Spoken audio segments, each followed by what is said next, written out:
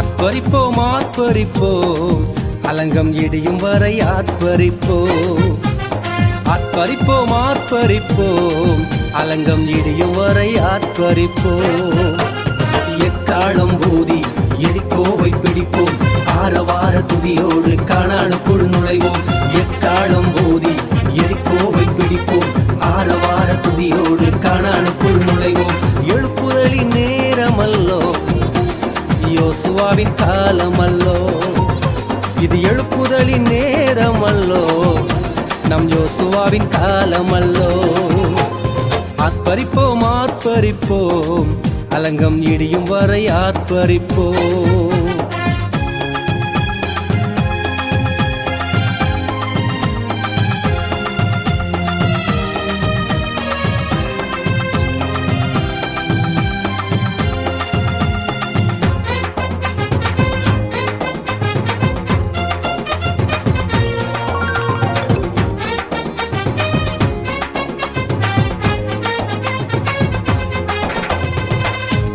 நமக்கோ தோல்வி இல்ல வெற்றி நிச்சயமே. துதிக்கும் நமக்கோ தோல்வி இல்ல வெற்றி நிச்சயமே. பலங்கொண்டு திடமனதாய் இருப்போமே, இந்த பாரதத்தை சுற்றி சுற்றி சுதந்தரிப்போமே. பலங்கொண்டு திடமனதாய் இருப்போமே, இந்த பாரதத்தை சுற்றி சுற்றி சுதந்தரிப்போமே. இது எழுப்புதலின் நேரமல்லோ நம் யோசுவாவின் காலமல்லோ. எக்காலம் ஊதி எரிக்கோவை பிடிப்போம், ஆரவார துதியோடு கானானுக்குள் நுழைவோம். ஆத்பரிப்போம் ஆத்பரிப்போம் அலங்கம் இடியும் வரை ஆத்பரிப்போம்.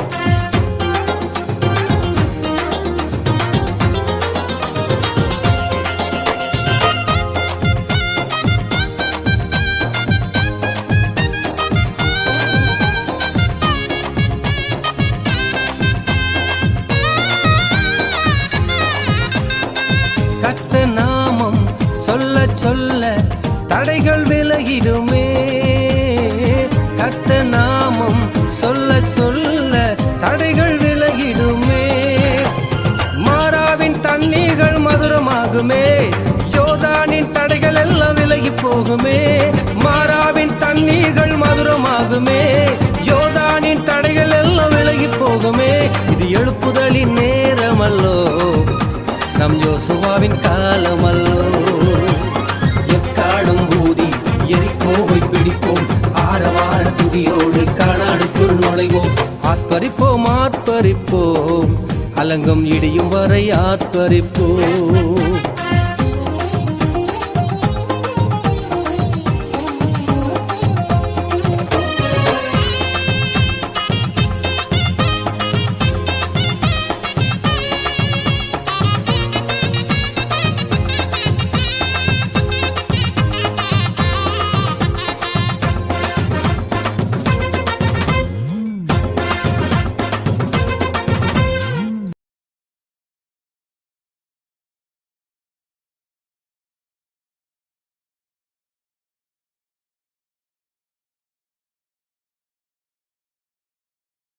லூகாஸ் விசேஷத்துல 2ஆம் அதிகாரம், லூகாஸ் விசேஷத்துல 2ஆம் அதிகாரம் 25ஆம் வார்த்தை 25ஆம் வார்த்தையிலிருந்து அதுல இருந்து நம்ம வாசித்து கவனிப்போம். வாசிங்க பாப்போம், கொடுங்க வாசிங்கப்பா. 2ஆம் அதிகாரம் 25ஆம் வார்த்தை. ஸ்தோத்திரம். அப்பொழுது சிமியோன் என்னும் பெயர் கொண்ட ஒரு மனுஷன் எருசலேமில் இருந்தான். அவன் நீதியும் தேவ பக்தியும் உள்ளவனாயும் இஸ்ரவேலின் ஆறுதல் வர காத்திருக்கிறவனாயும் இருந்தான். அவன் மேல் பரிசுத்த ஆவி இருந்தார். கர்த்தருடைய கிறிஸ்துவை நீ காணும் முன்னே மரணமடைய மாட்டாய் என்று பரிசுத்த ஆவியினாலே அவனுக்கு அறிவிக்கப்பட்டிருந்தது. அவன் ஆவியின் ஏவுதலினால் தேவாலயத்தில் வந்திருந்தான். இயேசு என்னும் பிள்ளைக்காக நியாயப்பிரமாண முறைமையின்படி செய்வதற்கு தாய் தகப்பனார் அவரை உள்ளே கொண்டு வருகையில் அவன் அவரை தன் கைகளில் ஏந்தி கொண்டு தேவனை ஸ்தோத்தரித்து, ஆண்டவரே, உமது வார்த்தையின்படி உமது அடியேனை இப்பொழுது சமாதானத்தோடு போக விடுகிறீர். புறஜாதிகளுக்கு பிரகாசிக்கிற ஒளியாகவும் உம்முடைய ஜனமாகிய இஸ்ரவேலுக்கு மகிமையாகவும் தேவரீர் சகல ஜனங்களுக்கும் முன்பாக ஆயத்தம் பண்ணின உம்முடைய இரட்சணியத்தை என் கண்கள் கண்டது என்றான். அவரை குறித்து சொல்லப்பட்டவர்களுக்காக யோசேப்பும் அவருடைய தாயாரும் ஆச்சரியப்பட்டார்கள். பின்னும் சிமியோன் அவர்களை ஆசீர்வதித்து அவருடைய தாயாகிய மரியாதை நோக்கி, இதோ அநேகருடைய இருதய சிந்தனைகள் வெளிப்படத்தக்கதாக இஸ்ரவேலில் அநேகர் விழுகிறதற்கும் எழுந்திருக்கிறதற்கும் விரோதமாக பேசப்படும் அடையாளம் ஆவதற்கும் இவர் நியமிக்கப்பட்டிருக்கிறார். உன் ஆத்துமாவை ஒரு பட்டையை உருகி போகும் என்றான். ஆமென். எல்லாரும் தயவு செய்து கவனிக்க சொல்லுங்க. அல்லேலூயா. பரிசுத்த ஆவியானவர் இந்த பகுதியின் மூலமா எனக்கு ஒரு புதிய ஒரு உத்வேகத்தை, ஒரு புதிய பலத்தை பரிசுத்த ஆவியானவர் ஆத்துமாவில் உண்டாக்கினார். பல தடவை இந்த வேத பகுதியை வாசித்திருக்கிறேன், சில நேரங்களில் பிரசங்கித்திருக்கிறேன். ஆனாலும் பரிசுத்த ஆவியானவர் இந்த சத்திய வார்த்தையை கவனிக்கவும், சொல்லுங்க ஆமென், கவனிக்கவும், அதில் இருக்கிற மகிமையான ஜீவனான அந்த சத்தியத்தை என் ஆத்துமாவில் உணர்ந்து கொள்ளவும் ஆண்டவர் கிருபை செய்தார். இங்கே வேதத்தில் வாசிக்கிறோம், பைபிள் முழுவதும் பல மனிதர்களை குறித்து வேதம் சொல்லுது. சொல்லுங்க ஆமென். இப்போ நீங்க விசுவாசியா இருக்கிறது போலதான் அந்த நாட்கள்ல இந்த சிமியோன் ஒரு தேவ மனுஷனாக இருந்தான். பைபிளில் சொல்லப்பட்டதுனால தான் தெரியுது, சொல்லப்படலைன்னா தெரியாது. சொல்லுங்க ஆமென். சத்தமா சொல்லுங்க அல்லேலூயா. இன்னைக்கு ஆண்டவருடைய பிள்ளைகள் நான் ஆழமாய் தொடப்பட்ட ஒரு காரியம் இருக்கிறது. நேற்று இது எத்தனையோ தடவை படித்திருக்கிறேன், புதிய ஏற்பாடு படிக்கும் போது. ஆனாலும் பரிசுத்த ஆவியானவர் அதை கவனித்து பார், அதை நல்லா கவனித்து பார் என்கிற ஒரு வழிநடத்துதலை பரிசுத்த ஆவியானவர் கொடுத்தார். இந்த சிமியோன், சொல்லுங்க ஆமென், பைபிளில் சொல்லலைன்னா நமக்கு தெரியாது, சொல்லி இருக்கிறதுனால நமக்கு தெரியுது. சொல்லுங்க அல்லேலூயா. அவன் எருசலேமில் இருந்த ஒரு மனிதன், வயதான மனுஷன். எருசலேமில் இருந்த ஒரு வயதான மனிதன். சொல்லுங்க அல்லேலூயா. கர்த்தருடைய வேத வாக்கியம் சொல்கிறது, இன்னைக்கு எத்தனை பேருடைய வாழ்க்கை எதை ஆண்டவர் கவனிக்கும்படி வைத்தார். எத்தனை பேர் நிம்மதியற்றவர்களாக இருக்கிறாங்க. விசுவாசிகளை பார்த்து கேட்கிறேன், விசுவாசிகளை பார்த்து கேட்கிறேன், அவர்களுக்கு நல்லா இருந்தாலுமே நிம்மதி இல்லாமல் இருப்பாங்க, கவலையோடே இருப்பாங்க. நல்ல வசதி இருக்கு, பணம் இருக்கு, பிள்ளைகள் நல்லா இருக்கு, அப்படி இருந்தும் கவலையோட, அப்படியே ஏதோ ஒரு கவலை, ஏதோ ஒரு பாரம், ஏதோ ஒரு பிரச்சனை, ஏதோ ஒரு பிரச்சனை, ஏதோ ஒரு கவலையிலேயே அவர்கள் உழன்று கொண்டே இருப்பார்கள். சொல்லுங்க அல்லேலூயா. ஆண்டவருடைய மனுஷன் அதுல இருந்து வெளியே வரணும், இல்லைன்னா நீங்க ஊழியம் செய்ய முடியாது. சொல்லுங்க அல்லேலூயா. ஆமா, சிலருக்கு அந்த குடும்ப பாசம் இருக்கட்டும், பொறுப்பு வேற, அது வேற. அதுல இருந்து நம்ம அடுத்த இடத்தை நோக்கி நகரணும். சொல்லுங்க அல்லேலூயா. இந்த சிமியோன் மனைவி பேரம்பேத்தி அதெல்லாம் சொல்லலை, அவருக்கு இருந்திருக்கும். இந்த சிமியோனுக்கும் மனைவி இருந்திருக்கலாம், மருமக பேரம்பேத்தி எல்லாம் இல்லாம இருந்திருக்காது. சொல்லுங்க அல்லேலூயா. இதே தான் வேதத்தில் வாசிக்கிறேன். ஏனோக்கு 365 வருஷம் உயிரோடு இருந்தான், தேவனோடு நடந்தான், அப்படிதான் சொல்லப்பட்டு. அவனுக்கு மனைவி பேரம்பேத்தி 365 வருஷம் உயிரோடு இருந்தா என்ன இருக்காதா, பேரம்பேத்தி எல்லாம் இருக்கும். சொல்லுங்க ஆமென். நம்ம அதை பூரா தலையில வச்சுக்க கூடாது, அதான் பிரச்சனை. சொல்லுங்க அல்லேலூயா. தலையில வச்சு அதை தூக்கி சுமக்க கூடாது. கடவுள் நமக்கு கொடுத்த பொறுப்புகளை நிறைவேற்ற நம்ம வரும்போது தான் ஆண்டவருடைய ஊழியத்தை செய்ய முடியும். Please listen. சொல்லுங்க அல்லேலூயா. ஆண்டவர் கொடுத்த பொறுப்புகளை நம்ம அப்பொழுதுதான் நிறைவேற்ற முடியும். தேவனுடைய வார்த்தை சொல்லுங்க, இந்த சிமியோன் எருசலேமில் இருந்தான், அவன் வயது சென்ற மனிதவனா இருந்தான், அவனை குறித்து மகிமையுள்ள வார்த்தை சொல்லப்பட்டிருக்கிறது, அவன் நீதி உள்ளவனா இருந்தான். Please listen. சொல்லுங்க அல்லேலூயா. தயவு செய்து ஆண்டவருடைய பிள்ளைகள் மறுபடியும் சொல்கிறேன், அநேக நேரம் நீங்க பிசினஸ் செய்யலாம், நீங்க ஒரு அலுவலகத்தில் வேலை செய்யலாம், ஒரு ஆசிரியராக இருக்கலாம், ஒரு கடை வைத்து நடத்தலாம், ஏதோ ஒன்று நடத்தலாம், எந்த காரியத்தை நீங்கள் தொடங்க நடத்தலாம். முதல்ல ஒரு அடையாளம், ஒரு தேவ மனுஷனுக்கு சொல்லப்படுகிற அடையாளம், அவன் நீதி உள்ளவன். சொல்லுங்க அல்லேலூயா. ரைச்சஸ் மேன், அதுல இருந்து தான் தொடங்குறார் ஆண்டவர். நீங்க எந்த வேலையும் செய்யலாம், சின்ன வேலை, தொழில், ஒரு ஆசிரியர், ஒரு இன்ஸ்பெக்டர், ஒரு நீதிபதி, ஒரு டீச்சர், அல்லது ஒரு கடை வைத்திருக்கலாம், எதுவா இருக்கலாம். சொல்லுங்க அல்லேலூயா. முதல் குறிப்பு ஆண்டவர் ஒரு அடையாளத்தை நிறுத்துகிறார், அவன் நீதிமான். சொல்லுங்க அல்லேலூயா. நீதி உள்ளவன், நீதிமான், அதான் அவனுடைய அடையாளம். அவன் வேலையில் கரெக்டா இருப்பான், அநியாயமா பணம் வாங்க மாட்டான், அநியாயமா பணத்தை எடுத்துக்க மாட்டான், அதுதான் அடையாளம். எல்லா இடத்துலையும் பைபிள் சொல்லுகிறது. சொல்லுங்க ஆமென். அவன் நீதிமான், அவன் நீதி உள்ளவன். ஒவ்வொருத்தருக்கு பின்னாடி இது வரும். கொர்நேலியை குறித்து வாசிக்கிறோம், அவன் நீதி உள்ளவன், தன் வீட்டாரோடு அனைவரோடும் தேவபக்தி உள்ளவன். சொல்லுங்க ஆமென். சத்தமா சொல்லுங்க அல்லேலூயா. அவன் வாயின் வார்த்தைகள் நம்பத்தக்கவைகள். இன்னைக்கு கிறிஸ்துவுடைய பேரே கெடுறதா தான். அத்தாடி சும்மா தான் பாட்டுவேன், சும்மா வசனம்லாம் மாட்டி வச்சிருப்பேன். அவன் வார்த்தை சல்லி காசுக்கு பயன்படாது, சல்லி காசுக்கு நம்ப முடியாது. அவனை நம்பி பணம் கொடுத்துறாத, எவ்வளோ பெரிய கெட்ட பேர். அவனை நம்பி பணம் கொடுத்துறாத. பாட்டெல்லாம் பாடுவேன், பைபிள் வசனம்லாம் சொல்லுவான், சத்தமா சேர ஜெபம் பண்ணுவான். நான் யாரும் உங்களை சொல்றது, இதெல்லாம் நான் கேள்விப்பட்ட விஷயங்கள். சல்லி பைசா கொடுத்தீங்கன்னா வாங்க முடியாது. அவன் நம்ப தகுந்தவன் கிடையாது. He is not a trustworthy. அவனை நம்பவே முடியாது, அவன் உண்மை இல்லாதவன். ஆரம்பத்திலே அவனுக்கு அடிபட்டு போயிடும், அவனுடைய முன்னேற்றம் வராது, அவனை யாரும் நம்ப மாட்டாங்க, அவனுக்கு தேடி வர மாட்டாங்க, அவன் தன்னாலே கீழே போயிடுவான். தயவு செய்து கவனிங்க. சொல்லுங்க அல்லேலூயா. சில நேரம் நான் பிசினஸை பத்தி சொல்றேன்னு நினைக்காதீங்க. கர்த்தருடைய பிள்ளைகள் நீங்கள் சரிப்படுத்தினா தான் அடுத்தடுத்து கொண்டு போகலாம். எங்கேயோ இருக்கிறான் யாரோ ஒருத்தன், இந்த பிளிப்கார்ட், அமேசான், இந்த ஆன்லைன்லாம் யாருன்னே தெரியாது, நம்ம வாங்கிட்டே இருக்கிறோம். நான் இப்போ இந்த சில பொருள்கள் எல்லாம் வாங்கி, பரிசுகள் அது இதெல்லாம் நிறைய வாங்குவேன். எனக்கு பிடிக்கலன்னு போடுவேன், ரீஃபண்ட் ரிட்டர்ன் வச்சுக்க, உடனே வருவேன், இத்தனாம் தேதி வந்து அவனே போட்டுறேன், இத்தனாம் தேதி வந்து திருப்பி வாங்கிட்டு போயிடுறேன். பிடிக்கலன்னா வாங்கிக்கிறேன், பணத்தை திருப்பி கொடுத்துட்றேன். நம்பி வாங்குறோம், நம்பி தூக்கி வீசிடுறேன் வேணாம்னா. எத்தனை பேருக்கு சொல்லுங்க? ஆமே. எங்கே இருக்க அவன் பார்த்துருக்கமா, அந்த ஓனரை தெரியாது, அவன் எவன் தெரியாது. எனக்கு இந்த பொருள் பிடிச்சிருக்கு, 10 பொருள் இது பிடிச்சிருக்குன்னா அதை வாங்குறேன், இல்லைப்பா இது நான் விரும்பின மாதிரி இது இல்லையா, திருப்பி எடுத்துட்டு போ, ரிட்டர்ன். அவன் வந்து வாங்கிட்டு போயிடுறான், முடிஞ்சு வச்சு பணத்தை கொடுத்துட்றான். கவனிக்கிறீங்களா? சொல்லுங்க அல்லேலூயா. சீக்கிரம் கோடீஸ்வரன் ஆயிட்டான். அவங்க பூரா கோடீஸ்வரன். ஏன்னா மக்கள் நம்புறாங்க. சொல்லுங்க ஆமே. நம்புறேன். அவன் வந்து விற்கல. Please listen the secrets. அவன் மக்கள் நம்புறாங்க. நம்புனா சரி. இந்த நேற்று ஒரு இதுக்காக தயவு செய்து பிரசங்கத்தை பாஸ்ட் இப்படி சொல்ல நினைக்காதீங்க. ஒரு வாஷிங் மிஷின் ஒன்று வாங்கியிருந்தோம், நல்லா ஓடிச்சு. அங்கேருந்து டெல்லியிலேருந்து கூப்பிட்றேன், சார் அதை பற்றி நீங்கள் ரிவ்யூ போடுங்க, அது நல்லா இருக்கா, நல்ல முறையாக வேலை செய்தா, நீங்கள் நினச்ச மாதிரி நல்லா வேலை செய்தா நீங்கள் அதை பற்றி அந்த நீங்கள் வாங்கினதில் ஸ்டார் போட்டு உங்கள் கருத்தை சொல்லுங்கள், அப்போ 4 பேர் பார்ப்பாங்க. சொல்லுங்க ஆமே. சத்தமாக சொல்லுங்க. எனக்கு ஒரு காரியம் ஞாபகம் வருது. ஒரு விசுவாசி டீ கடை வச்சிருந்தார். இந்த ஊரில் இருந்தாலும் வெளியூருக்குனாலும் சொல்கிறேன். அவர் பேரே பேப்டிஸ்ட். என்ன பேர்? ஸ்பீக்கர் சொல்லு. என்ன பேர்? பேப்டிஸ்ட்னா அது ஒரு ஞானஸ்தானம் கொடுத்த யோவான் ஸ்நானம் ஒன்று குறிக்கும், பழைய காலத்தில் வைப்பாங்க. ஒரு சின்ன பிள்ளைக்கு அந்த இது கரைச்சி கொடுக்கறதுக்காக வந்து கொஞ்சோண்டு சுடுதண்ணி கேட்டுருக்குறோம்மா, கொஞ்சம் சுடுதண்ணி வேணும் ஐயா. ஒருத்தர் 2 பேர் வந்து சுடுதண்ணி கேட்டிருக்கு, என்னமோ அது கொடுக்க. உனக்கு சுடுதண்ணி கொடுக்கறதுக்காக நான் டீ கடை வச்சிருக்கேன்னு கொண்டு போய் எல்லாத்தையும் ரோட்டில் ஊற்றிட்டார். அவ்வளோ கோவம். ரோட்டில் ஊற்றிட்டு திட்டி போயிட்டார். நீ கடையில் அவர் போயிட்டார்னு வைங்களேன். பேர் என்ன பேர்? என்னத்தை சொல்ல, இவர் அந்த பாஸ்டர் தான் நம்ம திட்டணும், வர திட்டப்படாது. அவர் வீட்டுக்கு போய் ஜெபம் பண்ணுற அந்த பாஸ்டர் தான் திட்டம், வேற வழி இல்லையே. குணங்கட்ட இந்த கோதாவரியை வச்சு என்ன செய்யறது? குணங்கட்ட கோதாவரியை வச்சு என்ன செய்யறது? கேட்குதா? சொல்லுங்க அல்லேலூயா. ஆண்டவர் இங்கிருந்து தான் தொடங்குகிறார் நம்முடைய ஆசீர்வாதம். சொல்லுங்க ஆமென். ஆசீர்வதிக்க தேவன் விரும்பினா நம்ம அந்த பாத்திரம் சரியா இருக்கணும். கர்த்தர் தம்முடைய சீடர்களுக்கு சொல்லி அனுப்புறார், ஓ ஊழியம் செய்.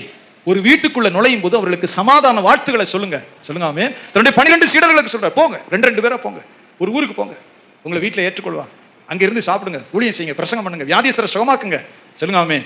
அந்த வீட்டுக்கு சமாதான வாழ்த்துக்களை சொல்லுங்க, அவனை பிளஸ் பண்ணுங்க, அவனை ஆசீர்வதிங்க. இந்த வீடு நல்லா இருக்கட்டும், ஆசீர்வதிக்கப்படட்டும், இந்த வீட்டில் சமாதானம் தங்கட்டும்னு சொல்லுங்க. சொல்லுங்க ஆமென். அதோட சொல்லல, சமாதானத்துக்கு பாத்திரவான் அங்கே இருந்தால் நீங்கள் கூறின சமாதானம் அங்கே தங்கும். சொல்லுங்க ஆமென். சமாதானத்துக்கு பாத்திரவான், இந்த ஆசீர்வாதத்தை பெற்றுக்கொள்ள பாத்திரவான் அங்கே இருந்தால் நீங்கள் கூறின சமாதானம் அங்கே தங்கும், இல்லாவிட்டால் அது உங்களிடத்தில் திரும்பும். சொல்லியிருக்கிறாரா இல்லையா? சத்தமா சொல்லுங்க. அதைத்தான் இங்க சொல்றார் ஆண்டவர். சமாதானம் தங்குறதுக்கு பாத்திரமா உங்க வீடு இருக்கணும். கர்த்தருடைய ஆசீர்வாதத்தை கொடுக்கும்போது அது அங்க தங்குறதுக்கு பாத்திரமா உங்க வீடு இருக்கணும், உங்க இருதயம் இருக்கணும், உங்க குணம் இருக்கணும். சொல்லுங்க அல்லேலூயா. ஆண்டவருடைய பிள்ளைகள் தயவு செய்து பேரை கெடுத்தீங்கன்னா உங்களுடைய எதிர்காலம் கெட்டு போகுதுன்னு அர்த்தம். ஒரு வாலிப பிள்ளை காலேஜுக்கு போயிட்டு வருது, பேரை கெடுத்துருச்சுன்னா அவ்வளவுதான். பேர் ரிப்பேர் ஆயிடுச்சுன்னா. இன்னும் கூட ஒரு காரியம் சொல்றேன், நீங்க எந்த போட்டோவையும் டிலீட்டே பண்ண முடியாது. புத்தி உள்ளவர்கள் பிடித்துக் கொள்ளுங்க. நீ எடுக்கிற எந்த போட்டோவையும் டிலீட்டே பண்ண முடியாது. நீங்க தான் நினைச்சிட்டு இருப்பீங்க டிலீட் பண்ணிட்டேன். அவ்வளவும் லண்டன்ல ஒரு இடத்துல சேவ் ஆகிட்டு இருக்கு. எப்படி டிலீட் ஆனதை பூரா எடுக்கிறான், ரெக்கவர் பண்றான். 10 வருஷம் முன்னாடி டிலீட் பண்ண போட்டோவை ரெக்கவர் பண்ணி அப்படியே எடுத்துடலாம். டிலீட்டுங்கிற ஒரு ஆப்ஷனே கிடையாது, அது ஏமாத்துற வேலை. நீங்க எத்தனையோ பொம்பளை பிள்ளைகள் ஆம்பளை பிள்ளைலாம் நிர்வாண படத்தை எடுத்து ஃப்ரெண்டுக்கு அனுப்பு. என்னத்தை சொல்ல? அங்கிருந்து கேட்பான், பையன் அனுப்புறான், பொண்ணு அனுப்புறான், நியூடு போட்டோ எடுத்து அவனுக்கு அனுப்பிடுறது. அப்புறம் தேவைப்பட்டா டிலீட் பண்ணிட்டேன். நீ டிலீட்லாம் பண்ண முடியாது, எதையுமே யாரும் டிலீட் பண்ண முடியாது, எல்லாமே சேவ்ல தான் இருக்கும். உன்னை ஏமாத்துறதுக்கு டிலீட்னு ஒரு ஆப்ஷன் வச்சிருக்கான். புத்தி இல்லாதவங்களுக்கு தெரியவே தெரியாது. அவ்வளவு டேட்டாவும் இங்க சேவ் பண்ணிட்டு இருக்கிறான், தேவைப்படுது அவனுக்கு. சத்தமா சொல்லுங்க ஆமென். உன் பேரை நீ கெடுப்பாயானால் உன் எதிர்காலம் எப்படி நல்லா இருக்கும்? உனக்கு இருக்கிற பேர் கெட்டு போச்சுன்னா மிக முக்கியமானது. சொல்லுங்க ஆமென். குறைந்தபட்சம் ஆண்டவருடைய சமூகத்தை நீ மனம் திரும்பும் போதாவது பொல்லாப்புல இருந்து வெளியே வந்துரு. கெட்ட பேச்சு. சிலருக்கு 30 வருஷம் கிறிஸ்தவனா இருக்கேன், கெட்ட பேச்சு வருது இடையில. 30 வருஷம் கிறிஸ்தவன் எப்படி கெட்ட பேச்சு வருதுன்னு தெரியல, உணரவே இல்லை. நான் என்ன பேசுறேனே உணரல. 35 வருஷம் கிறிஸ்தவர் கெட்ட பேச்சு வருது. படுபாவி எப்படி வரும்? உணரவே இல்லை. சொல்லுங்க ஆமென். உணரவே இல்லை. கன்ஜங்ஷன் வேர்டுன்னு சொல்லுவோம் ஆங்கிலத்துல. ஹீ கமிங்னு சொல்ல முடியாதுல்ல, புரியுதா? இங்கிலீஷ் டீச்சர்லாம் இருப்பீங்க. ஹீ கமிங் சொல்ல முடியாது, ஹீ இஸ் கமிங். இந்த இஸ் போடுற மாதிரி சிலருக்கு கெட்ட வார்த்தை இணைக்குது.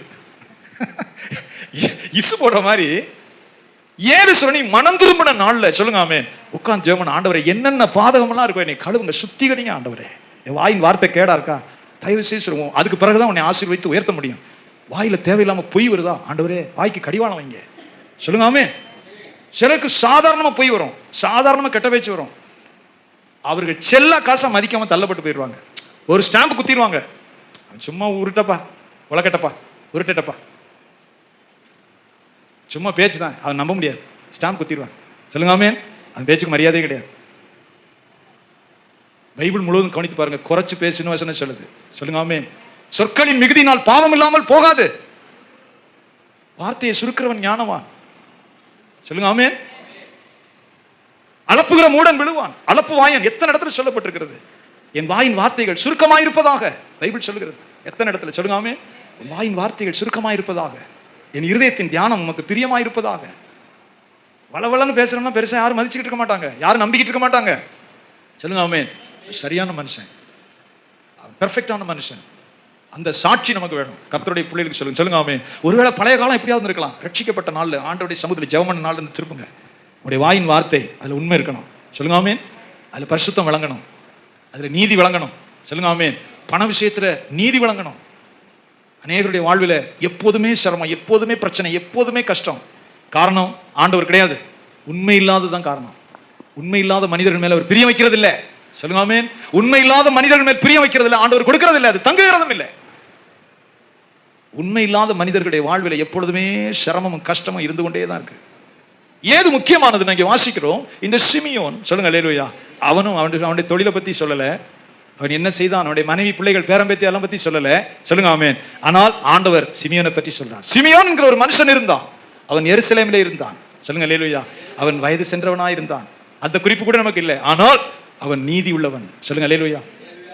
the degree, the righteous man. அவனை நீங்கள் எந்த விதத்திலும் குற்றம் சாட்ட முடியாது. அதனாலதான் பைபிள் எந்த விதத்திலும் அவனை குற்றம் சாட்ட முடியாது. அவன் நீதி உள்ள மனுஷன், அதனாலதான் நீதிமான். சொல்லுங்க அல்லேலூயா. நீதிமான், நீதி உள்ள மனுஷன். அந்த வார்த்தை மிக மிக முக்கியமான வார்த்தை. அது நீங்க உங்களை ஆராய்ந்து அறிந்தா தான் அதுல இருந்து வெளியே வர முடியும். நான் நீதிமானா? நீதி உள்ள வாழ்க்கை எனக்கு உண்டா? சொல்லுங்க அல்லேலூயா. நீதி உள்ள ஜீவியம் எனக்கு உண்டா? கர்த்தர் என்னை பார்த்து ஒரு நீதி உள்ள மனுஷன் சொல்லுவாரா? சொல்லுங்க அல்லேலூயா. righteous man, நீதி உள்ள மனுஷன். சொல்லுங்க அல்லேலூயா. இது அதனாலதான் வசனம் சொல்கிறது, நம்மை நீதிமான் ஆக்குகிறார். பாவியை நீதிமான் ஆக்குகிறவரிடத்துல விசுவாசம் வைத்தால் அந்த விசுவாசம் அவனுக்கு நீதியாக எண்ணப்படும். கவனிக்கல? சொல்லுங்க ஆமென். பைபிளை வாசிக்கிற மகதலேனா மரியாள் 7 பிசாசு பிடித்தவள், பாவியான ஸ்திரீன்னு வருது. இயேசு கிட்ட வர்றதுக்கு முன்னாடி, இயேசு கிட்ட வந்து சேர்றதுக்கு முன்னாடி அவளுக்கு ஒரு அட்ரஸ் இருக்கு, பாவியான ஸ்திரீ. 7 பிசாசு பிடித்த ஸ்திரீ. 7 பிசாசு ஒரு பொம்பளைக்குள்ள, ஒரு அம்மாவுக்குள்ள, ஒரு பெண்ணுக்குள்ள பிடிச்சிருந்தா என்ன பாடு? சொல்லுங்க ஆமென். 2 முத்திரை, 7 பிசாசு பிடித்திருந்தது, பாவியான ஸ்திரீ அவளுக்கு இருக்கிற அட்ரஸ். ஆனா ஆண்டவரை கண்டு கொண்ட உடனே சொல்லுங்க ஆமென், பரிசுத்தமாக்கப்படுகிறாள், பரிசுத்தமாகிறாள். அதுக்கு பிறகு அவ பாவி ஆகல, அவ பரிசுத்தமாக்கப்படுகிறாள். கர்த்தர் அவளை ஏற்றுக்கொள்கிறாள், பாவத்தை மன்னிக்கிறார், இப்ப பரிசுத்தம் ஆயிட்டா. சொல்லுங்க அல்லேலூயா. அதுக்கு பிறகு அவ பாவம் செய்யல. இப்போ அவருடைய வாழ்க்கை எப்படி போகிறது? பைபிள் சொல்லுகிறது, உயிர்த்தெழுந்த இயேசு கிறிஸ்துவை கல்லறையில ஓடி போய் பார்க்கிற பிரியம் உள்ளவளா இருந்தா. என் ஆண்டவருடைய சரீரத்தை நான் பார்க்க, காவக்காரனை பார்த்து, தோட்டக்காரனை பார்த்து, ஐயா என் ஆண்டவருடைய சரீரத்தை வைத்த இடத்தை சொல்லும், நான் போய் எடுத்துக்கொள்வேன் அப்படி சொல்றான். இருட்டோட எழுந்து ஓடுறா, இருட்டுல ஓடுகிறாள். அதனாலதான் ஆண்டவர் அவளுக்கு தரிசனமானார். முதல் தரிசனம் அவளுக்கு தான்.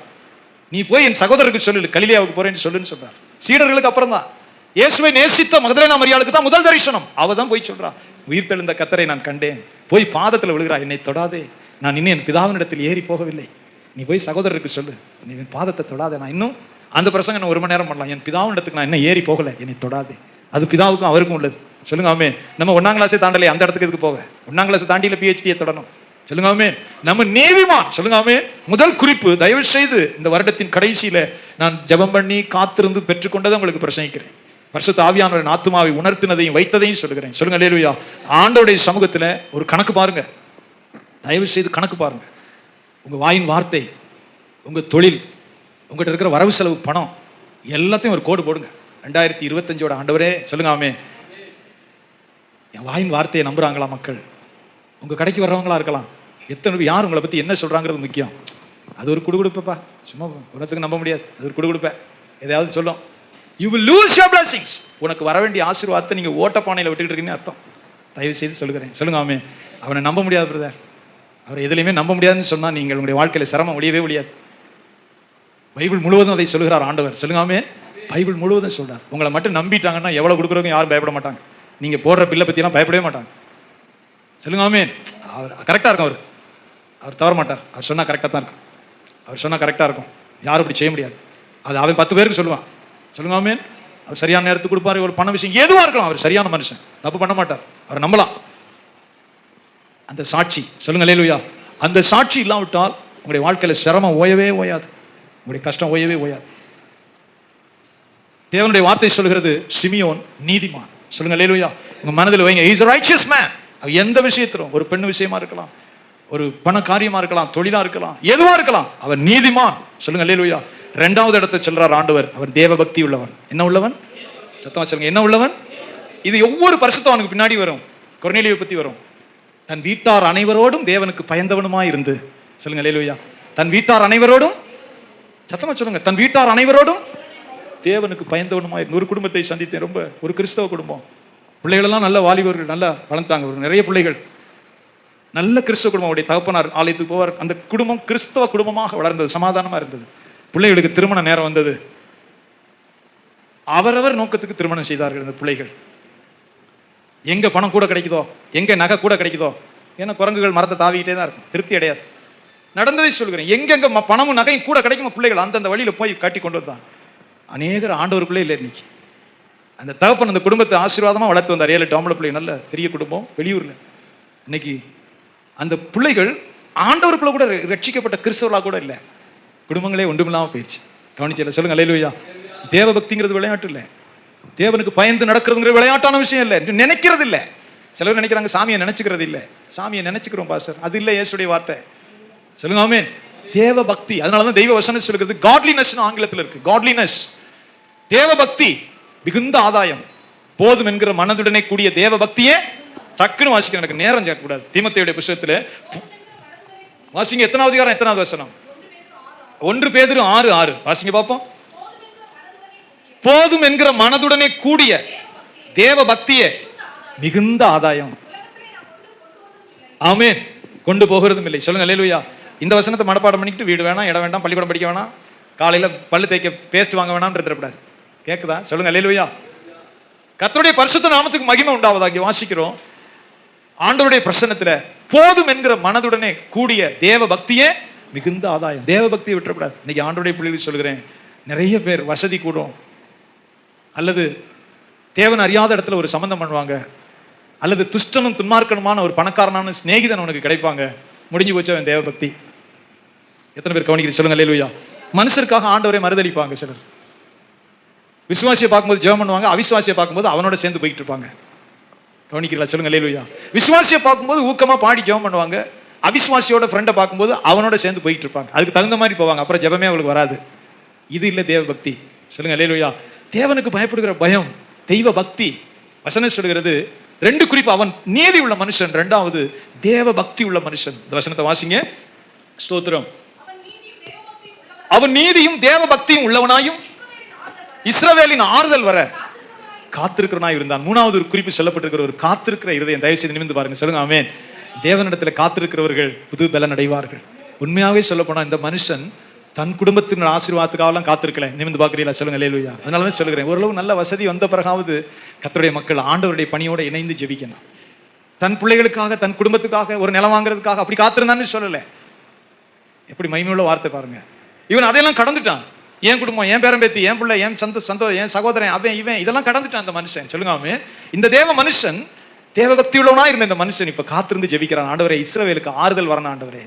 இஸ்ரவேல் ரோமருடைய பிடியில இருக்கிறாங்க. இப்ப இஸ்ரவேல் ராஜ்யம் ரோம சீசர், ரோம சக்கரவர்த்தியுடைய பிடியில இருக்கு இஸ்ரவேல். ஆலயத்துல போய் பலி செலுத்தணும்னா ரோம சக்கரவர்த்திக்கு வரி கட்டணும். 2 விதமான பணம் இருந்தது. ஆலயத்துல பலி செலுத்துறதுக்கு அவனுக்கு வரி கட்டணும். ஏன்னா அரசாங்கம் ரோம சக்கரவர்த்தியுடைய அரசாங்கம். இஸ்ரவேல் மக்கள் அங்க அடிமையை போல இருக்கிறாங்க. ரோமன் கவர்னர் பிலாத்து தான் அங்க ராஜாவை மாதிரி உட்கார்ந்துருக்கிறான். சின்ன சின்ன தேசத்துக்கு அதிபதியா ஏரோது ராஜா இப்படி இருக்கிறாங்க. பெரிய கவர்னர் யாரு? ஆளுநர் பிலாத்து. அந்த மாதிரி தான் இப்ப இந்தியாவிலே இருக்கு. சென்ட்ரல் கவர்மெண்ட்ல இருந்து திரு ஆளுநர் என்ன RN ரவி. அது உங்களுக்கு அரசியல் புரிஞ்சவங்களுக்கு புரியும். ஆளுநர் ரவி இங்க வந்து உட்கார்ந்து அவர் போய் ஆய்வெல்லாம் பண்ணிட்டு இருக்கிறார். ஒரே தமிழ்நாடு அரசுக்கும் அவருக்கும் அடிக்கடி பிரச்சனை எல்லாம் வரும். நியூஸ் புரிஞ்சவங்களுக்கு, அரசியல் புரிஞ்சவங்களுக்கு தெரியும். சட்டமன்றம் ஒரு இதை எழுதி அனுப்புவாங்க, இதை நாங்க செய்ய போறோம்னா அவர் திருப்பி அனுப்புவார், இது எனக்கு பிடிக்கல பாரு, சரி அது போயிட்டு போகுது. அப்ப ரோமன் கவர்மெண்ட் அங்க இருந்துகிட்டு அவர் ஒரு ஆளுநர் அனுப்பிடுச்சு பிலாத்து. பிலாத்துவுக்கு தான் மரண தண்டனை கொடுக்குற தீர்ப்புக்கு அதிகாரமே இருந்துச்சு. சொல்லுங்க ஆமென். Full power பிலாத்துக்கு. கீழே இருக்கிறவங்க சின்ன சின்ன அதிகாரம் வச்சுக்கலாம். இப்ப இஸ்ரவேலுக்கு பலி செலுத்தி கோயில ஜெபம் பண்ண கூட வரி செலுத்தணுமே ஆண்டவரே. இஸ்ரவேலுக்கு ஆறுதல் வரணும் ஆண்டவரே. சொல்லுங்க அல்லேலூயா. இஸ்ரவேலுக்கு ஆறுதல் வரணும். இது தேசத்துக்காக ஜெபிக்கிறத குறிக்கிறது. இஸ்ரவேல் தேசத்துக்காக ஜெபிக்கிறான் மனுஷன். ரட்சகர் வரணும், மெசியா வரணும், இஸ்ரவேல் ஜனங்களை விடுவிக்கணும். இப்படி அடிமைப்பட்டு கிடக்க ஆண்டவரே. சொல்லுங்க அல்லேலூயா. அவன் தேவ பக்தி உள்ளவன், நீதி உள்ளவன், பரிசுத்த ஆவி அவன் மேல் இருந்தார். தயவுசெய்து கவனிங்க. சொல்லுங்க அல்லேலூயா. ஆண்டவருடைய சமூகத்துல ஒரு சில காரியங்களுக்கு பிறகு நம்ம தேவனோடு இணையணும். கர்த்தருடைய மக்களுக்கு சொல்லுகிறேன், உங்க மகன் நல்லா வந்துட்டார், உங்க பேரன் நல்லா வந்துட்டார், விடுங்க. பேரனுக்கு பேரனை போட்டு மண்ணு கட்டிட்டு இருப்பாங்க சிலர். ஒரு அம்மா என்கிட்ட வந்தாங்க, என்ன மறக்க முடியாத ஒரு அம்மா, ஒரு டீச்சர், பக்தியோடு வந்து ஜெபம் பண்ணாங்க. மாஸ்டர், என் மகளுக்கு ஒரு டீச்சர் வேலை கிடைக்கணும். பரிசைலாம் எழுதி அப்போல்லாம் அந்த டெட்டுக்கிட்டலாம் இல்லைன்னு நினைக்கிறேன். வந்து ஜெபம் பண்ணி டீச்சர் வேலை கிடைச்சிருச்சு. அப்புறம் கல்யாணத்துக்கு வந்தாங்க, ஜெபம் பண்ண. அப்புறம் கல்யாணம் நடந்துருச்சு. அதுக்கு பிறகு பேத்தி ரொம்ப காலம் ஆயிடுச்சு. அப்புறம் பேத்திக்கு ஏதோ ஒன்றுக்காக வந்தாங்க, நான் ஜெபம் பண்ணல. நீ முதல்ல பரலோகத்துக்கு போகிறதுக்கு பாரு, பேயை விரட்டு முதல்ல, என்னை ஆண்டவர் தண்டிப்பார். சாசை விட்டு விலகு. சாக போகிற காலத்தில் பேத்திக்கு டீச்சர் வேலை கிடைக்குமா, அந்த பேத்திக்கு டீச்சர் வேலை கிடைக்குமா, உன் குடும்பத்துக்கு அவ்வளோ டீச்சர் வேண்டினா அடுத்த ஆள் கிடைக்காது. சாசை விட்டு விலகு முதல்ல. என்னத்தை சொல்ல, செத்து கல்லறைக்கு போகும்போது என் பேத்திக்கு டீச்சர் வேலை கிடைக்குமா பாஸ்டர், மொத்தமாக ஒரு 80 ரூபா சம்பளம் கிடைக்குமா? செத்து போகிற நாளைக்கு நரகத்துக்கு போவியோ என்னமோ தெரியல, ஞானசானமும் எடுக்கல, கட்டையை சங்கிலி போட்டுக்கணும், பட்டு போட்டுக்கிறணும், மொத்தமாக கட்டுக்கட்டாக வாங்கணும், பெட்டியிலே வைக்க போகிறாங்க. எப்போ சாகும் பங்கு போட்டு கொண்டு இருப்பான். புத்தி என்னத்தை சொல்ல, பேத்திக்கு கவலை. சொல்லுங்க அல்லேலூயா. ஒரு தேவ மனுஷன் சொல்லுங்க ஆமென். உன் கடமையை முடிச்சிட்டேன், ரிலீஸ் ஃப்ரம் தட் பாண்டேஜ், அந்த கட்டல் வந்து உடைச்சிரு. சொல்லுங்க அல்லேலூயா. இந்த தேவ மனுஷன் சிமியோன், ஆண்டவரே இஸ்ரவேல் ஜனம் அடிமைப்பட்டு கிடக்கு, தேவனே தேவனுக்கு சிநேகிதனாக மாறுகிறான். சொல்லுங்க ஆமென். கர்த்தருடைய பிள்ளைகள் தயவு செய்து அந்த இடத்துக்கு நம்ம வரணும். தேசத்துக்காக ஜெபிக்கணும், ரட்சிக்கப்படாதவனுக்காக ஜெபிக்கணும். சொல்லுங்க அல்லேலூயா. ரட்சிக்கப்படாதவனுக்காக ஜெபிக்கணும், தேசத்துக்காக ஜெபிக்கணும். இஸ்ரவேலுக்கு ஆறுதல் வருகிறதற்கு காத்திருந்து அப்படியே தேவனிடத்தில் மன்றாடுகிறான். பரிசுத்த ஆவி அவன் மேல இருந்தார். இஸ்ரவேலுக்கு ஆறுதல் வரணும், மேசியா வெளிப்படணும். சொல்லுங்க அல்லேலூயா. எவ்வளவு ஜெபம் பண்ணிருப்பானோ தெரியல, தயவு செய்து கவனிங்க. சொல்லுங்க அல்லேலூயா. உங்க குடும்பத்துக்கு ஜெபம் பண்ணுங்க. உங்க நல்லா வந்ததுக்கு பிறகு அப்படி குடும்பம் அதிலே அதை தாண்டுங்க, கர்த்தரோடு இணைங்க. சொல்லுங்க அல்லேலூயா. ஒரு நேரத்தை ஒதுக்குங்க. வசனம் சொல்லுகிறது, எவ்வளவு நாள் இந்த சிமியோன் ஆண்டவரிடத்துல போராடினானோ தெரியல, இஸ்ரவேலுக்கு ஆறுதல் வர காத்திருக்கிறான், மன்றாடுகிறான். பரிசுத்த ஆவி அவன் மேல் இருந்தார். ஒவ்வொரு நாளும் சொல்லுங்க ஆமென். ஒவ்வொரு நாளும் ஜெபிக்கிற ஜெபத்தை அவர் அற்பமா எண்ணல. சிலர் ஒரு நாள் ஜெபம் பண்ணிட்டு அடுத்த வருஷம் தான் ஜெபம் பண்ணுவாங்க, ஒரு நாள் ஜெபம் பண்ணிட்டு அடுத்த வாரம் தான் ஜெபம் பண்ணுவாங்க. அது இல்லை விஷயம். இந்த சிமியோன் சொல்லுங்க ஆமென், பரிசுத்த ஆவி இருந்தார், அவன் மன்றாடி கொண்டே இருக்கிறான். அவனுக்கு மன்றாட்டே தான், தேவனே இஸ்ரவேல் ஜனம் விடுவிக்கப்படணும், மேசியா வரணும், ஆறுதல் வரணும், இஸ்ரவேலுக்கு ஆறுதல் வரணும், இஸ்ரவேலுக்கு மீட்பு வரணும். சொல்லுங்க அல்லேலூயா. அவனுடைய உள்ளம் கதறுகிறது, தேவனுக்கு சிநேகிதனா இருக்கிறான். இன்னைக்கு நம்ம ஜெபம்னாவே என் பிள்ளை, என் பேரன், என் பேத்தி அப்படிதான் நினைக்கிறோம். என் குடும்பம், வீடு, என் பேரன், பேத்தி, இதை தாண்டி சொல்லுங்க அல்லேலூயா. இந்த மனுஷனோடு இப்பொழுதுதான் தெய்வ வசனம் சொல்கிறது, ஆண்டவர் அவனோடு இறங்கி வந்து ஒரு நாள் பேசுறார். கடவுள் இந்த பூமியில பிறக்க போகிறார். கடவுளே இந்த பூமியில மனு அவதாரமாக மரியாதை வயிற்றில குழந்தைய பிறக்க போறார். சொல்லுங்காமே. எத்தனையோ தீர்க்கதரிசிகள் அதைத்தான் வேதம் சொல்கிறது. இயேசு கிறிஸ்து சொல்லுகிறார், நீங்கள் காண்கிறதை எத்தனையோ பேர் காண விரும்பினார்கள், கிடைக்கலன்னு சொல்றார் சுவிசேஷத்துல. தேவனுடைய குமாரன் இயேசு கிறிஸ்து இந்த பூமியில பிறக்கிறதை எத்தனையோ பேர் பார்க்க விரும்பினார்கள், கேட்க விரும்பினார்கள், அவர்களுக்கு கிடைக்கல, பாக்கியம் கிடைக்கல. ஆனா நீ அதை கண்டிருக்கிறாய். உன் வீட்டு வீதியில இருந்து இயேசு சத்தமிடுகிறார். சொல்லுங்காமே. உன் வீட்டு வாசல்ல இருந்து சத்தமிடுகிறார்.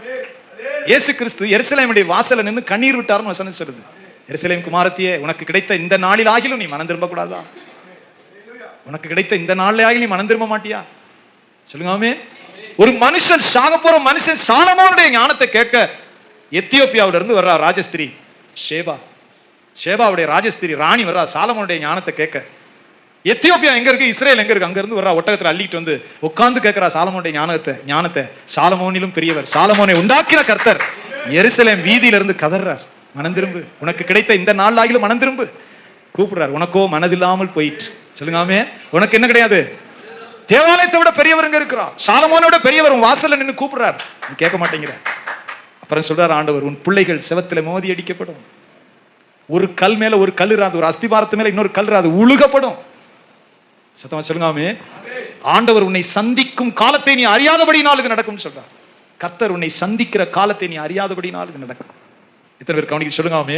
இந்த சிமியோன் மன்றாடுகிறான், பரிசுத்தமாகி ஆண்டவரோடு இணைந்து ஆவி நிரம்பி மன்றாடுறான். பரிசுத்த ஆவியானவர் மேல இருந்தார். ஒரு நாள் அவனுக்கு சொல்லப்படுகிறது, கர்த்தருடைய கிறிஸ்துவை நீ காணும் முன்னே மறிக்க மாட்டாய். சொல்லுங்க அல்லேலூயா. தயவு செய்து சொல்லுகிறேன், ஒரு தேவ ரகசியம் இருக்கு, தொடர்ந்து ஜெபம் பண்ணுங்க. எந்த ஒரு காரியத்துக்காக இருந்தாலும் எழுதி வைங்க, தொடர்ந்து மன்றாடுங்க. சும்மா ஒரு முட்டாய் கிறிஸ்தவரா இருக்கக்கூடாது. அனாசின் கிறிஸ்தவர், முட்டாய் கிறிஸ்தவர், வைத்துவழி கிறிஸ்தவர், வேலை கிறிஸ்தவர், இதெல்லாம் கிடையாது கிறிஸ்தவத்துல. சகரியா நீண்ட நாள் ஜெபம் பண்ணா, கர்த்தர் உன் வேண்டுதல் கேட்கப்பட்டதுன்னு ஒரு நாள் சொன்னார். சொல்லுங்க ஆமென். சகரியாவே உன் வேண்டுதல் கேட்கப்பட்டது. எத்தனை தடவை அன்னாள் மலையிலிருந்து இறங்கி வந்து கர்த்தருடைய ஆலயத்தில் ஜெபித்தாலோ தெரியல. எத்தனை தடவை, என்ன எப்பிராயிம் மலை தேசத்திலிருந்து புருஷனோட கூட்டிட்டு வந்து வருஷம் ஒரு தடவை ஜெபம் பண்ணா. எத்தனை வருஷம் அவள் வந்தாலும் அது நமக்கு சொல்லப்படல. சொல்லுங்க ஆமென். இந்த சாலமன் கிரண்டி ஜெபமெல்லாம் விட்டு ஒளிங்க. ஆண்டவருடைய, நான் வேதனையோடு சொல்றேன், இந்த வருஷம் கடைசி நிறைய பேருக்கு ஜெபமே கிடையாது. நிறைய பேர் தனி ஜெபமே கிடையாது. அவங்க அனுபவமே இல்லை. ஏதோ பிரச்சனைனா ஆண்டவர் ஒரு பிரச்சனை ஏசப்பா. ஒரு நியூஸ் பேப்பர் படிக்க எவ்வளவு நேரம், ஒரு செல்போன் பார்க்க எவ்வளவு நேரம், ஒரு வெளியே போய் விளையாட ஏதோ ஒரு பொழுதுக்கு எவ்வளவு நேரம் ஜெபம். ஒரு சும்மா ஒரு பிரச்சனை வந்துச்சுன்னா பாஸ்டர் ஒரு ஜெபம். நீங்கள் வளரவே கிடையாது. இந்த சிமியோனை குறித்து வேதம் சொல்கிறது, தேவனோடு இணைந்த மனுஷன், தேவனோடு போராடிட்டு இருக்கிறான். ஆண்டவரே சொல்லுங்க அல்லேலூயா. இஸ்ரவேலுக்கு ஆறுதல் வரணும். சனா அடிமைப்பட்டு கிடக்கு. ஒரு மனுஷன் போராடி கொண்டிருக்கிறான். கர்த்தர் அவன்கிட்ட தான் இறங்கி வர்றார். கர்த்தருடைய கிறிஸ்துவை நீ காணும் முன்னே மரணமடைய மாட்டாய். சொல்லுங்க ஆமென். கர்த்தருடைய கிறிஸ்துவை, பரலோகத்தில் சர்வ பூமியை உண்டாக்கின ஆண்டவர் இந்த பூமியில பிறக்க போகிறார், மனுவாக, இரட்சகராக. சொல்லுங்க அல்லேலூயா. அதை காணும் முன்னே நீ மரணமடைய மாட்டாய். அவன் அப்படியே அந்த வார்த்தையை வாங்கி உள்ள வச்சுக்கிட்டு மறுபடியும் ஜெபம் தான் பண்றான். பைபிள் சொல்லுது, முடிக்கிறேன். பைபிள் சொல்லுகிறது, திடீரென்று ஒரு நாள், ரொம்ப நாள் கழிச்சு, இதெல்லாம் உடனே நடக்கல. அவன் ஜெபத்தை விடல, அவன் மன்றாடிக்கொண்டே இருக்கிறான், தொடர்ந்து ஜெபித்துட்டே இருக்கிறான். திடீரென்று ஒரு நாள் கர்த்தர் அவனை ஏவ துவக்கினார். இன்னைக்கு கோயிலுக்கு போ. அதான் விஷயம். நம்ம படிக்கும்போது சும்மா போயிடுவோம். நமக்கு இந்த யோசிச்சு பாருங்க, நீங்க ஞாயிற்றுக்கிழமை தான் ஆராதனைக்கு வருவீங்க. ஞாயிற்றுக்கிழமை ஆராதனை. இன்னும் சிலர் புதன்கிழமை பெண்கள் ஜெபம் இருக்குது, ஒரு சிலர் வருவாங்க. வியாழக்கிழமை ஜெபம் இருக்கு, எல்லாம் உங்களுக்கு தெரிஞ்சதுனால வியாழக்கிழமை மாலை 7 மணிக்கு ஜெபம் இருக்கு, வருவீங்க. சனிக்கிழமையும் உபவாச ஜெபம் இருக்கு, சிலர் வர்றவங்க வருவாங்க. சொல்லுங்க ஆமென். இஸ்ரேல்ல அங்க தேவனுடைய ஆலயம் எருசலேம்ல தினமும் அங்க நடந்துகிட்டு இருக்கும். பழைய ஏற்பாட்டு காலத்துல தேவனுடைய ஆலயத்துல டெய்லி கூட்டம் வந்துட்டு இருக்கும். ஏன்னா ஒரே ஒரு கோயில் தான் எருசலேம்ல. எருசலேம்ல இருக்கிற பிரதானமான ஒரு தேவனுடைய ஆலயம் சாலமோனால் கட்டப்பட்டது. அது பெரிய ஆலயம். அங்க வருஷம் ஒரு தடவை வருவாங்க, இஸ்ரேல் வருவாங்க. டெய்லி கூட்டம் வந்துட்டே இருக்கும். பலி செலுத்துவாங்க, சமாதான பலி, பிள்ளைகளை கொண்டு வருவாங்க பிரதிஷ்டை செய்ய. சொல்லுங்க ஆமென். இஸ்ரேல் மக்கள் எல்லாரும் அங்க வருவாங்க, சமாதான பலி. பைபிள் முழுசு நீங்க வாசிக்கும் போது பாக்குறோம். சுகமான குருடனை பார்த்து சொல்றார், சுகமான குஷ்டரோகியை பார்த்து சொல்றார் ஆண்டவர் சுவிசேஷத்தை படிக்கும் போது, நீ போய் உன்னை ஆசாரியனுக்கு காண்பித்து மோசே கட்டளையிட்ட காணிக்கையை செலுத்து. எத்தனை பேர் கவனிக்கிறீங்க? சொல்லுங்க ஆமென். தயவுசெய்து இந்த பிரதரன் அசம்பிளிக்காரங்க நிறைய குழப்பம் பண்ணி பேப்பர் போடுவாங்க. இந்த டிப் எல்லாம் நிறைய வந்துட்டு இருக்கு. இந்த வசனமே இருக்க மாட்டான். ஏசுநாதர் காணிக்கை கொடுக்க சொன்னாரா? அவனுடைய சபையை உடைக்கிறதா அவனுடைய வேலையே. ஏசுநாதர் வாயினால தான் சொன்னாரு. குணமான குஷ்டரோகி, குருடன், எத்தனை பேர் சுகமான கூப்பிட்டு சொல்ற, நீ வா, உன்னை போய் ஆசாரியனுக்கு காண்பி. ஆசாரியன் எங்க இருக்கிறார்? தேவனுடைய ஆலயத்துல, சகரியா மாதிரி. அவன் மணி செலுத்தி பலி செலுத்திட்டு இருக்கிறான். பழைய ஏற்பாட்டு ஆசாரியன் தான். நீ போய் உன்னை ஆசாரியனுக்கு காண்பித்து மோசே கட்டளையிட்ட காணிக்கையை செலுத்து. சொல்லுங்க ஆமென். அப்ப தேவனுடைய ஆலயத்துல நடந்துட்டே இருக்கு, பலி செலுத்துறாங்க, ஆராதனை நடந்து கொண்டிருக்கிறது. ஒரு குழந்தை பிறகு விருத்த சேதனம் பண்ணணும். 8ஆம் நாள்ல விருத்த சேதனம் பண்ணணும். இஸ்ரேல்ல பிறக்கிற யூதர் எல்லாரும் விருத்த சேதனம் பண்ணி தான் ஆகணும். அது ஆபிரகாமோட சொன்ன உடன்படிக்கை. அந்த குழந்தையை கொண்டு போறாங்க 8ஆம் நாள்ல. ஒரு குழந்தை இல்லை, நிறைய குழந்தைகள் வரும். Please listen. சொல்லுங்க ஆமென். இஸ்ரேல்ல பிறக்கிற ஒவ்வொரு குழந்தையும் இந்த தேவனுடைய ஆலயத்துக்கு கொண்டு வருவாங்க. திடீரென்று ஆண்டவர் ஒரு நாள் அவனோடு இடைப்படுகிறார். கர்த்தர் ஆவியில ஏவுறார். இன்னைக்கு நீ தேவாலயத்துக்கு போ. Please listen. சொல்லுங்க அல்லேலூயா.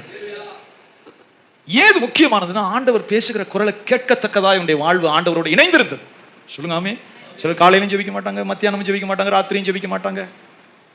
விசுவாசி ஞாயிற்றுக்கிழமை பைபிள் தூக்கிட்டு போயிட்டு அடுத்த ஞாயிற்றுக்கிழமை வருவாங்க. என்னத்தை சொல்றது? பிறகு பாக்கி நேரம்லாம் செல்போனும், ஏதோ ஒரு குப்பையோ என்னமோ ஏதோ எப்படியோ அடுத்த ஞாயிற்று. எப்படி உன்னோட ஆண்டவர் பேசுவார்? எப்படி நீ கர்த்தருடைய குரலை கேட்க முடியும்? சொல்லுங்க ஆமென். சத்தமா சொல்லுங்க அல்லேலூயா. இது ஒரு மிக முக்கியமான சத்தியம். பரிசுத்த ஆவியானவர் ஏவ துவக்குவார், கர்த்தர் நம்மளோட பேசுவார். எத்தனையோ சாட்சி நான் உங்களுக்கு சொல்லியிருக்கிறேன். ஆண்டவருடைய கிருபையில் அந்த முதல்ல உள்ள அந்த இடத்த வாங்கிட்டோம். அந்த 10 சென்ட் இடத்த என்னுடைய மனைவி கொடுத்த, அவங்களுக்கு கொடுத்த அந்த பணத்தை வைத்து அதை வாங்கிட்டோம். 10 சென்ட் அங்கே இருக்கிறது ஃப்ரெண்டில். இந்த 14 சென்ட் இடம் அதோட இருக்குது. சுற்றி இது பூரா முள்ளுக்காடு. அது முள்ளுக்காடு, இது முள்ளுக்காடு. அந்த கடைசியிலேருந்து முள்ளுக்காடு தான். திக் புஷ் ஃபுல்லாக முள்ளுக்காடு. அந்த இடத்த வாங்கினதோட நாங்கள் வரவே இல்லை. ஆண்டவரே, இந்த 10 சென்ட் ஆலயத்துக்கு பத்தாது. சொல்லுங்க அல்லேலூயா. ஒரு 25 சென்டாவது இடம் வேணும். ஆனால் காசு இல்லை. இருந்த பாசில் 10 சென்ட்டை வாங்கியாச்சு. 14 சென்ட் வாங்கணும், காசு இல்லை. காசு நமக்கு பிரச்சனையே இல்லை. சொல்லுங்க அல்லேலூயா. ஜெபத்தை ஆரம்பித்தோம். ஆண்டவரே, என்னுடைய மாமனார் இருந்திருந்தார். அப்போ மெதுவாக இந்த முள்ளுக்குள்ளே கூட்டிகிட்டு வந்து ஒரு ஜெபம் பண்ணிட்டு அவர் போயிட்டார். நான் ஜெபம் பண்ணி கொண்டே இருந்தேன். அப்புறம் போய் இடத்துக்கு போய் கேட்குறோம் அந்த இடத்துக்கார்ட்ட. அவர் சண்டைக்கு தான் வந்தார். நான் உங்களுக்கு இடம் கொடுக்குறேன்னு சொன்னேன்னா, முகரையில் அடிக்காத குறை, இடம் கொடுக்குறேன்னு சொன்னா உள்ள நீங்கள் வரணும். கிராமத்துலலாம் ஈஸியாக போய் கேட்க முடியாது. ஏன்னா இடத்த வித்துட்டான்னா நொடிச்சு போயிட்டான்னு அனுப்புவான் மற்றவங்கெல்லாம். இடத்த வித்துட்டான்னு சொன்னால் அவன் நொடிச்சு போயிட்டான் போல் இருக்குன்னு, அதனால சும்மாவே போட்டிருப்பாங்க. நான் உங்களுக்கு விற்கிறேன்னு சொன்னா, எதை வச்சு நீங்கள் எங்கள் வீட்டுக்கு வர்றீங்கன்னு கேட்டார். ஐயா சாமி. அப்புறம் அடிபட்ட திருப்பி வர்ற மாதிரி, ஆண்டவரே சொல்லுங்க அல்லேலூயா. தேவரே, போராடி ஜெபம் பண்ணோம். இன்னும் 2-3 தடவை போகும்போது ரொம்ப கடினமாக இந்த பக்கம் வரவே வராதியான்ட்டார். இந்த பக்கம் வராதியே, நாங்கள் கொடுக்கல, இடம் கொடுக்குறோன்னு சொன்னோமா. நான் சொல்லும்போது ஒன்றும் செய்ய முடியாது. வந்து அழுது மன்றாடி ஜெபம் தான். இரவும் பகலா எப்போ தூங்குறோம் எப்போ ஜெபிக்கிறோம்னே தெரியாது. காலையில் விழிஞ்சு எழுந்துருன்னு இங்கே தான் வந்துடுவேன். அழுது ஜெபம் பண்ணுவேன், நடந்துட்டு இருப்பேன். பிரதர் வீட்டு மாடியில் குடியிருந்தோம். சொல்லுங்க அல்லேலூயா. பிரதர் வீட்டு மாடியில் தான் குடியிருந்தோம். ஆண்டவர் ஒரு நாள் திடீரென்று அந்த வார்த்தையை உண்டாக்கி